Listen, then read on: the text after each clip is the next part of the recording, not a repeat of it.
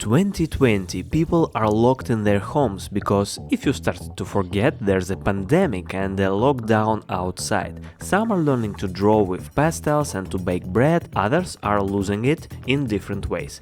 And 30-year-old Bo Burnham, a comedian and musician, shut himself alone in a small addition to his house and created a project that people would call the defining work of the pandemic era. It's a 90-minute film, musical, diary, stand-up special that would be released in May 2021 on Netflix and would go on to earn not only raves from viewers but also a string of awards, including a Grammy for Best Song Written for Visual Media. The film became a cultural phenomenon. Why? Because it's not just a concert within four walls. It's a virtuosic, ironic and chillingly honest exploration of what happens in a creative person's head when the only audience is a camera, lens and the world shrinks to the size of a room. So how did a YouTube guy who quit the stage because of panic attacks create the defining artifact of the isolation era? Let's look inside, literally. Bo Burnham was born in 1990 in Hamilton, Massachusetts. His career began back in 2006 when 16-year-old Bo uploaded a satirical song, My Whole Family, to YouTube. Every time I go to dinner, seems like I'm getting a little bit thinner. The video went viral and the guy singing about his homophobic relatives instantly became an internet star. Instead of college, he chose the stage. More precisely, he reinvented it. His stand-up isn't jokes but full-on musicals with sharp satire of society, politics and the comedy genre itself. He released 3 full-length specials, Words, Words, Words, What and Make Happy. But after 10 years of work, at the height of his popularity, Burnham unexpectedly left the stage. The reason was panic attacks that struck in the middle of his performances. He focused on directing and, in 2018, released his first feature film, 8th Grade, a poignant coming-of-age story that earned him recognition as a serious filmmaker.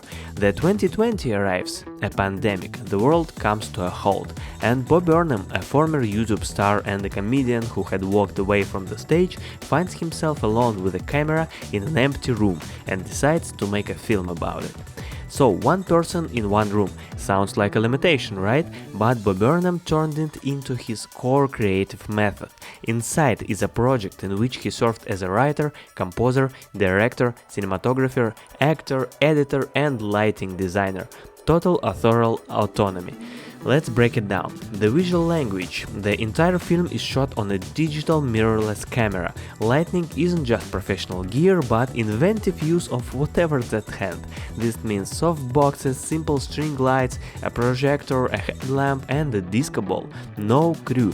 Every take, every transition is the result of his own hours of labor. Take White Woman's Instagram. It's a parody that nails the visual code of social media with absolute precision, and he does it alone, filming himself. Or Welcome to the Internet, where he in seconds turns from a smiling showman into an almost demonic host. But the most important special effect is time. The shoot stretched over an entire year. We watch Burnham himself change, his hair, his beard, his physical and mental state. It's a genuine chronicle of time. His room, once a neutral space, gradually becomes webbed with cables, dust and traces of his own presence. The set ages along with the protagonist, and it's precisely through this technical virtuosity that the central theme breaks through. At first it's upbeat songs about the internet and video calls, but gradually the humor grows more bitter, the light harsher, and the pauses longer. We watch a brilliant perfectionist who controls every pixel in the frame slowly lose control over his own state, and that unraveling is the most honest part of the entire project. But Inside isn't only about how it was made, it's about what it's saying. And here Burnham hits a nerve of our time. Essentially, the entire film revolves around 3 main themes. First is mental health, magnified through the lens of the digital world. We see not just a person in isolation, we see someone whose only window to the outside is the same screen we have. The camera becomes his therapist, his confessional, and his jailer at once. Second is creativity, the artist's relationship with himself and with his work. it's kind of self-reflection.